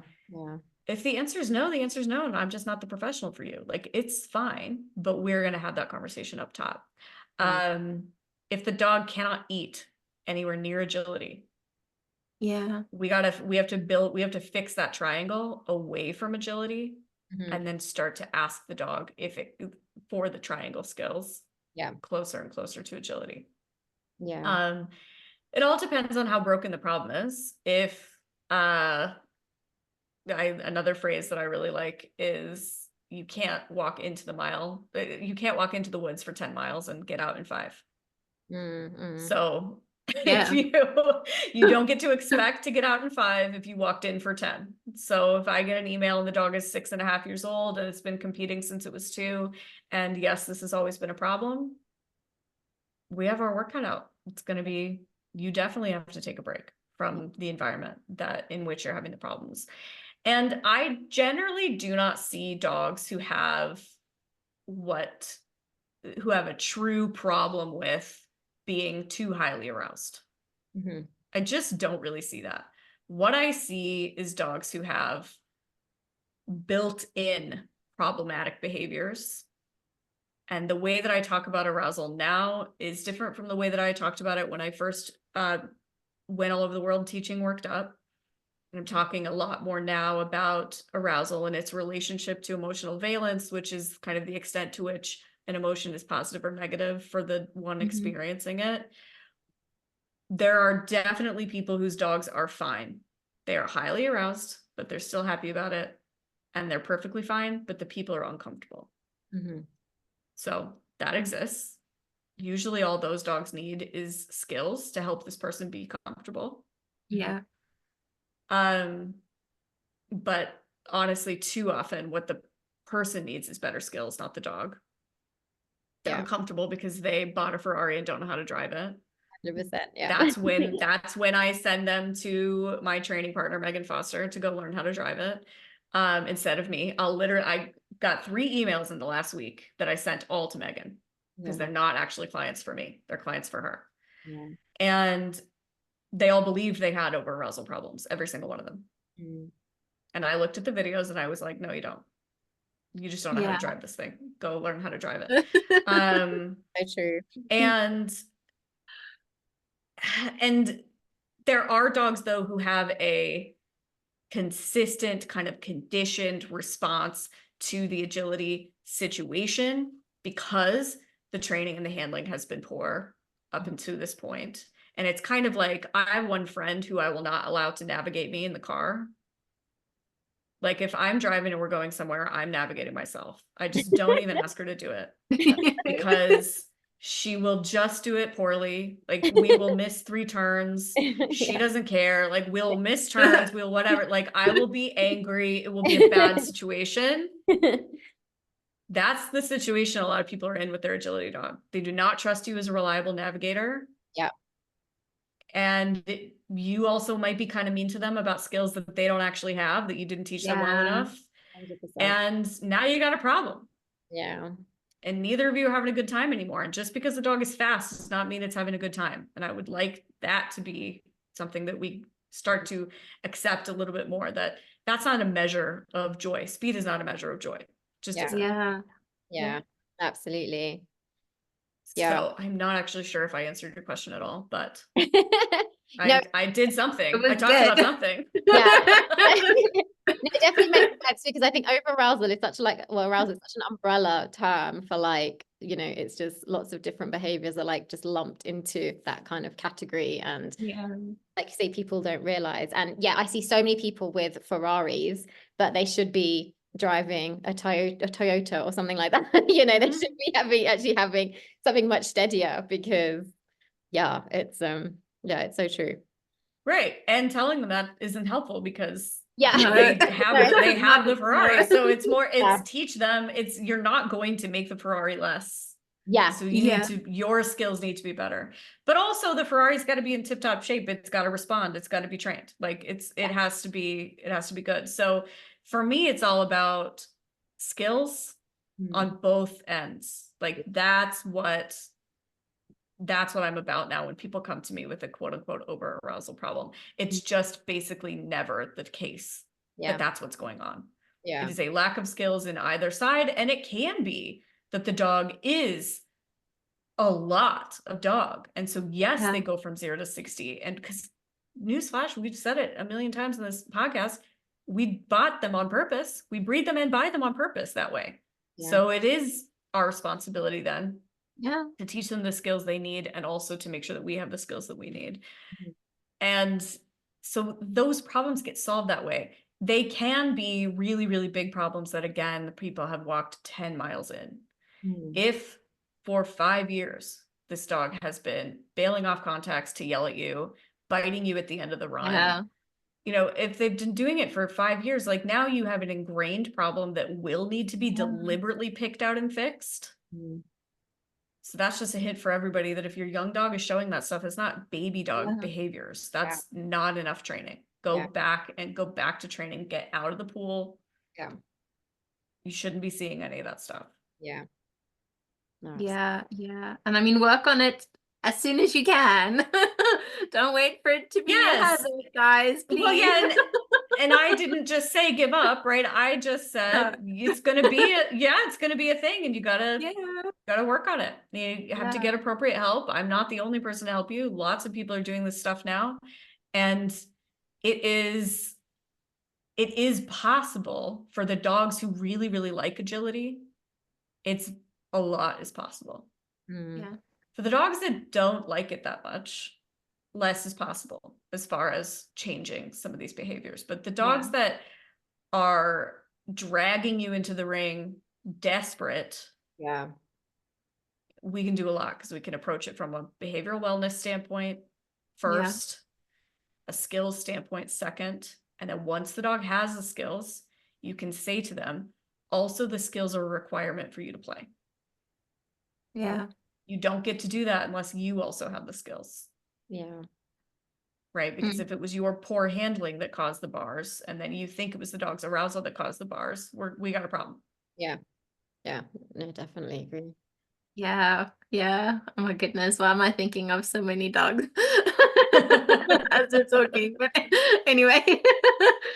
Okay, and then there's also the thing of ending on a good note, and especially in agility, you know, like if you're doing training and the dog is maybe like struggling a little bit, there's that thing of like, I have to end on a good note, right? What do you think about that? Well, there's a little bit of research on this, telling us that it's irrelevant for future learning if you end on a good note. So there's that. And then also for me, your training should be planned to such a level that you actually know when you're going to stop. And you are going to stop either when you plan to stop, which is maybe a timer went off, or maybe you've done a certain number of reps, or you stop because the wheels are falling off and it's derailing, right? If the session is derailing and you continue to try to do the thing in order to get that one success, you are making what could have just been a hole, you're making it a grave. Stop. So like I mentioned, Carson's weave pulls, that we didn't have a great session yesterday. I just stopped. Yeah. Yeah. We weren't out there for near as long as I wanted to be out there. I was going to go for about a 6-minute session. That usually feels about right for her for this task. Mhm. And we were not there yet, but it was just going poorly. And so I stopped. Mhm. And Yeah. if I'm very attached emotionally to ending on a good note, then I could have gone and done something else and rewarded her. But like, she doesn't know. I went, all right, all done, scatter, which is like how I always end anything. She doesn't know. Mhm. Why does she, like, it's for us. It's an emotional thing for us. So, but also your feelings matter. And I've paid a lot of money in therapy to learn that. So they do matter. So if it feels good to you to end on a good note, then go do something you know you can be successful with to end on. But it doesn't have anything to do with your future learning or anything like that. Yeah. So it is really just all about your feelings, Mhm. which do matter. So you can honor them, but don't honor them by digging a grave to get that final good response. Yeah. Yeah, no, definitely. I think some people as well, they still like, because they enjoy the training so much, and like it's Yeah.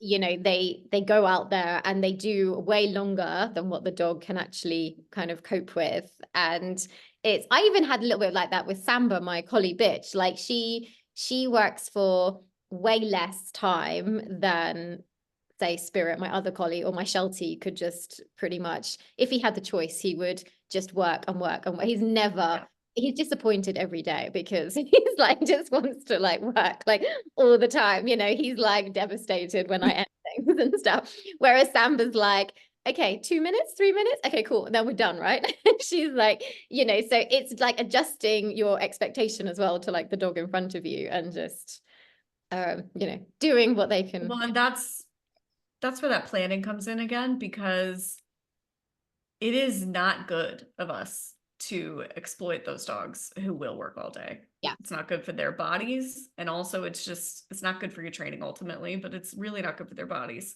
So really important to know, okay, these are the 4 different dog walk pictures I'd like to show this dog today. If she gets all 4 right the first time, then I have a second project that we can do. Mm. If she struggles with the first picture I show her, then I also need to know, you know, when am I stopping on that too? Like what is my response if she struggles? So if I've done that planning piece up front, Yeah. I'm not going to overtrain this dog. Yeah. And I have dogs that would be overtrained. I have a dog that won't. Like Rhea will not, but any of my border collies would train all day long. And so I just can't emphasize enough, knowing what you're doing when you go out there is really important. Yeah. Yeah, definitely, definitely. And so jackpots, I'd like to ask you about them as well. So like the word jackpot is used a lot in agility, especially with things like running dog walks and things. But from like a scientific point of view, so I've also been to Clicker Expo, and I've done like Susan Freeman's course and everything, you know, and she hates the word jackpots, you know. So it's like, I remember once like someone asked them on stage, it was Kathy Sadeo, Ken Ramirez, Susan, and someone asked them about jackpots, and they all just groaned and like like they all just groaned. Yeah. Oh, I love them. I love all 3 of those people very much. Yeah. Okay. Again, your feelings matter. Yeah. Jackpots are about people's feelings. Mm-hmm. It does not progress your training. Yeah. I will sometimes use a differential reinforcement procedure in which the dog is getting paid more for one outcome than the other. Mm-hmm. But what we mean when we say jackpot is a big emotional response from the person, and then more of the same reinforcer, typically. Yeah. So it's like, I give you 500 pieces of food instead of 1, and I'm screaming and I'm freaking out. So there's a few different, like, there's the science, and then there's what agility people are actually doing. Yeah. Yeah. But what agility people are actually doing is they're trying to end on a good note, and they're sending and they're sending and they're sending. The dog's getting it wrong, getting it wrong, getting it wrong, getting it wrong, finally gets it right. And then the person jackpots. Mm. And that is simply poor training. It's just not good. Yeah. But you feel good about it. The dog is experiencing relief because you're not asking them to fail again. So they might even be working on that contingency and not actually trying to get the jackpot. There's a little bit of, I don't think any of the studies that I've read were done to a level that I think they're examining what we want examined, to be honest. But one of the findings that has been found, and I'm just rattling all this off without citations, so sorry, everybody. One of the things that has been found is that a surprise can be quite effective as a reinforcer. But that means that surprise was like really attached to that event. But here's a surprise also really works as an inhibitor as well. So like, we don't need to talk about punishment. Just know that it works the other way too. So the problem is that's never going to happen in your agility training scenario, because they're here and they're working for reinforcers and they know what's on the table and they know what's at play, and like, you've already been paying them for a bunch of different things. Like, nothing is enough of a surprise to really pack that kind of punch. Versus I lean on what some people would call a jackpot, which I'm just going to call hierarchical reinforcement in my recall training. So when Carson recalled off the bear the other day, I went into my freezer and pulled out, I just do this whenever I don't finish eating something that I think dogs will like, I stick it in the freezer, and then I have these big deal rewards in there. And I had like part of a cheeseburger. Oh, cool. Just like the meat and the cheese like shoved in there. And she recalled off of the bear. And so I went in and I fed her a cheeseburger. And she's never had that before. So I'm trying to bank on that surprise factor there for her. That's not what we're doing in agility. Yeah. We're screaming and running around. We're like screaming and throwing toys and whatever. And it's just all about your feelings and your emotions. And I would actually argue that for plenty of the dogs that I work with, they don't like that stuff. They would like you to just stay serious. And then I think that the final kind of note that I'll leave you on jackpots with is that basically, if you've got 50 treats to use in a session, it is going to be better for you to pay the dog 50 times for repetitions of the behavior than it is for you to use half of that as a jackpot. For the perfect response. But hierarchical reinforcement is kind of another thing, and we could qualify it as a jackpot. Like if I recall her off a bear and I give her a cheeseburger, some people are going to call that a jackpot. I also am averse to the term, so I wouldn't call it that. But the reason I'm averse to it is because of the whooping and hollering and throwing 500 toys or whatever, the party that tends to be what agility people mean when they say jackpot is why I'm averse to it. Because I think it's wasting time. It's putting emotion into the session that doesn't need to be in the session. But again, your feelings matter. So if you really like it and it doesn't seem to be causing a problem for you, have at it. Yeah. And I remember as well, like when I was told to use jackpots, again, many 12, 13, 14 years ago, when I was doing like training, running dog walks, for example, I would always find if I jackpotted my dog, she would then get it wrong the next time round. Like it never actually kind of improved her behavior as such. Yeah, because it disrupts the session as well. It's disruptive. Yeah. It is. I think it got super popularized with Sylvia Turkman's running dog walk. It is a jackpot based methodology. A hierarchical reinforcement procedure could work in that, which is really what she was doing, at least with one of the dogs I remember, would get to go take the ball into the pool as the big payoff, and then would just get the ball the other times. And then, of course, you have like a no reward response too. And what's going to work best is if the dog is getting it right every time. And then for those super, super right responses, you give them that big reinforcer. That's just going to make you feel good, though. They're not going to get it super right more often with that occasional big payout. They're just practicing being right. Yeah. I think that's why Sylvie's method was working for her so well for so long. The dogs were just practicing doing it right, period. Yeah. Yeah. No, yeah, I definitely found that with mine, definitely. Okay, last question, and it's always my favorite question, is, and I know it can be very difficult, but if you had to pick 3 things, or just 3 things that people can do to make their dogs happy, what would that be? Oh, well, we'd have to operationalize happiness, which I'm not sure I can do, Mm. but three things to make their lives better.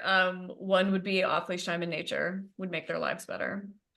One would be more communication around those choice versus no choice situations.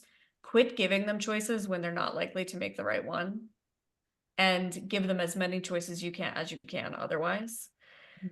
And then let's see, the third one would probably be to just, when they are doing something that you maybe don't understand or maybe don't want them to be doing, get curious about it instead of your other emotions that you might be having. If you observe that the dog is doing something, maybe in an agility context, that you don't like, rather than immediately blaming them or something inside of them, like, well, that's just this type of dog. Like his whole line is like this. Rather than talking like that, get curious about why, and then that will empower you to be smarter about it. Like anytime the dog is offering me response, like again, Carson sweep pulls, I didn't like how it looked yesterday, I'm going to get curious and review that video and find out, rather than going out there and trying to pound that nail some more. I'm not going to go back out unless I can figure out what went wrong so that I can do it better this next time. And if I can't figure it out, I'm going to ask Megan. So just so between us, we'll figure it out. So I would say those would be the 3. I don't know what happiness is, but those will improve things. Yeah. Definitely. Cool. Well, thank you so much for your time, Sarah. We've loved chatting to you. I could probably still chat to you for longer, but yeah, must stop. Thank you. But where can people find out more about you? Everything is on my website, sarahstremming.com. And then, of course, I am on all the various social media that you guys will link for them. We've got Instagram, TikTok, and Facebook. Yeah, we'll put the links in the show notes and everything. So yeah, but yeah, thank you so much for your time. We've loved chatting to you. Thank you so much. Very enjoyable.